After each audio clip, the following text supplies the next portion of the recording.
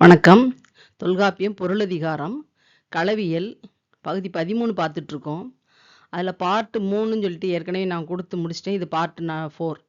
இந்த பகுதி 4ல் என்ன பகுதி பார்க்க போகிறோம் அப்படின்னா, தலைவன் தோழியை சந்தித்து பேசுகின்ற கூற்று. அதான் தலைவன் பேசுகின்ற கூற்று, தலைவன் கூற்று. அது எங்கே பேசுகிறான்னா தோழியிடம் பேசுகிறான். அது நூற்பாவுடைய தொடக்கம் மெய்துட்டு பயிரல் பொய் பாராட்டல் என்பதாக தொடங்குகின்ற 98வது நூற்பா. இதுல நடுவில் இந்த நூற்பா பெரிய நூற்பா நம்ம பிரிச்சு பார்த்துட்டு இருக்கோம். அதுல நடுவில் இடம்பெறக்கூடிய நீரின் குறிப்பின் நிரம்ப கூறி தோழியை குறையுறும் பகுதி என்பது தொடங்கி ஒரு 5 துறைகளை நம்ம அதில் பார்க்க போறோம். அதுல என்னெல்லாம் இருக்கு அப்படின்னா, நீரின் குறிப்பின் நிரம்ப கூறி தோழியை குறையுறும் பகுதி முதல் துறை. 2 தோழி குறையவள் சார்த்தி மெய்யிற குரல். இதுக்கு 500 நூற்று பாடலை சான்று சொல்றோம். அடுத்து தண்டாது இறத்தல். பிறகு மற்றைய வழி என்பது துறை. அதுக்கு அடுத்தது சொல் அவள் சார்த்தலின் புல்லிய வகை. அதுல முன்னூறு புணர்ச்சி என்பது என்ன என்பது குறிப்பை இதுல பார்க்கலாம். நம்ம இப்ப தோழி கூட்டம் நம்ம சொல்றது, தோழியை இறந்து நின்ற தலைவன் அப்படின்னா, இறந்துன்னா கெஞ்சி கேட்டு பேசுகின்றான் தோழியை பார்த்து. அவள் வழியாக தலைவியை கூடுகிறான். அந்த இடத்து அவனது கூற்று, அவன் பேசுகின்ற இடம் இருக்கும். அதுதான் தோழியர் கூட்டம். அப்ப தோழியர் கூட்டத்தில் அவன் ஏற்கனவே பாங்கனை பார்த்து பேசுறான், பாங்கர் கூட்டத்தில் பேசுகிறான், இயற்கை புணர்ச்சியாக தலைவியிடம் பேசுகிறான், இடந்தலைப்பாட்டில் பேசுகிறான். ஒவ்வொரு இடமாக வரும்போது தோழியை சந்தித்து பேசுகின்ற இடம் தான் தோழியர் கூட்டம். இதுல நம்ம ஏற்கனவே என்ன பார்த்துருக்கோம்னா, பெட்ட வாயில் பெற்று இரவு வலியுறுத்தல் பார்த்துட்டோம். ஊர் வினாதல், பேர் வினாதல், கெடுதி வினாதல், பிற வினாதல் வரைக்கும் பார்த்துருக்கோம்.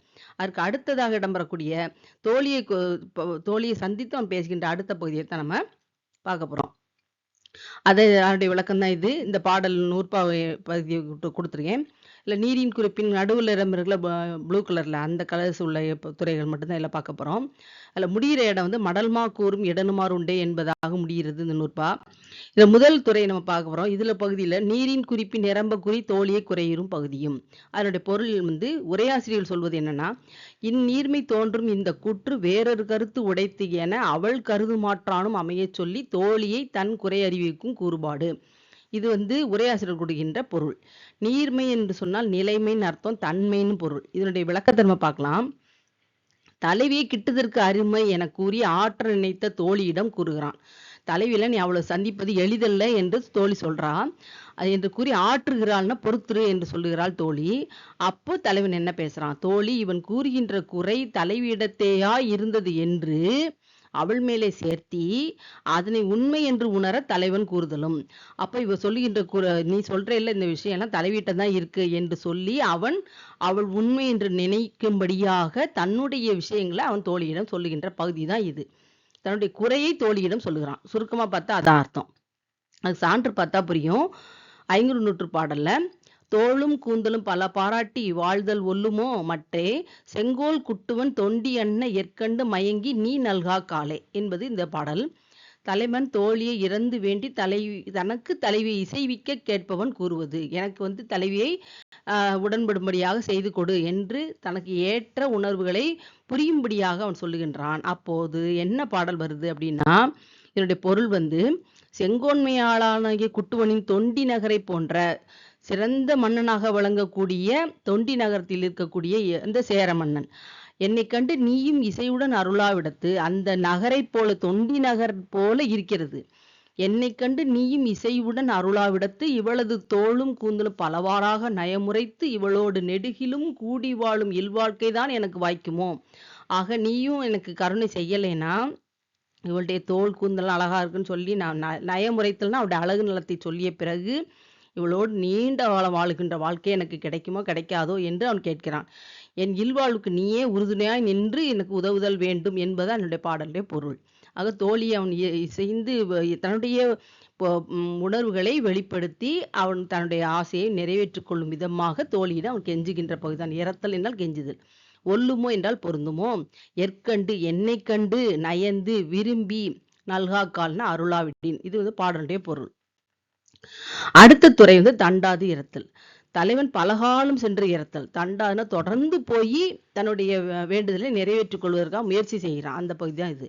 இடந்தலைப்பாடு முதலிய கூட்டங்களால் அமையாது பின்னும் பகற்குரியையும் இரவுக்குரிய வேண்டுகின்ற போது, அப்போது ஒரு இடத்துல சந்திக்கலாம் சொல்லி இடந்தலைப்பாடு என்பது இருவரும் ஒரு இடத்தில் போய் சந்திக்கிறது.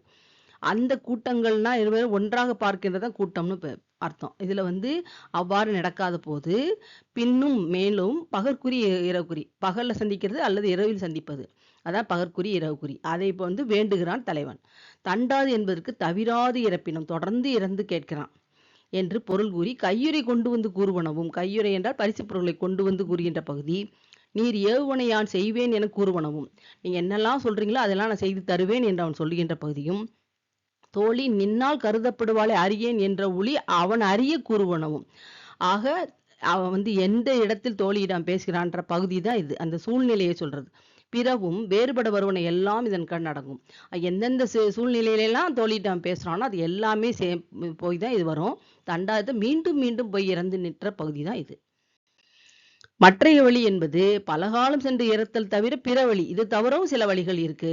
பின்னால் வருவன் என்று சொல்வது போலவும் வரும். நான் மீண்டும் மீண்டும் வருவேன் என்று சொல்லுகின்ற பகுதியும் உண்டு. குறி எதிர்பட்டு கையுறை மறுக்கப்பட்டு கொடுக்கப்பட்டும் இறந்து பின்னின்றான். இவை எல்லாம் திடீர்னு பார்க்கறது, அதுக்கப்புறம் கையுறை என்ற பரிசு பொருள் கொடுத்தல் மறுத்தல், அதுக்கப்புறம் இறந்து நிற்கிறது எல்லாமே வரும்.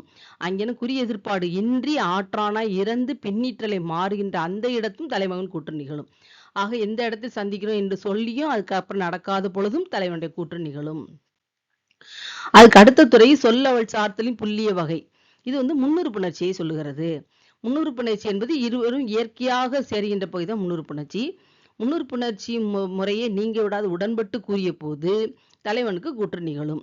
இந்த லை விழுகாம இருக்கு, லா விழுந்திருக்கு, தலைவன் போட்டுக்கணும். தலைவனுக்கு கூற்று நிகழும்.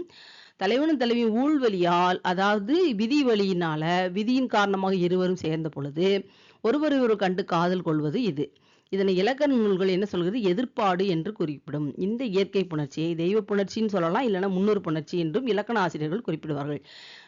எதேச்சியாக பார்க்கறதுன்னு அர்த்தம், அவ்வளவுதான். நம்ம நம்முடைய நடையில சொல்றாங்க எதேச்சியாக, இயல்பாக இருவரும் சந்திப்பது தான் இந்த முன்னூறு புணர்ச்சி.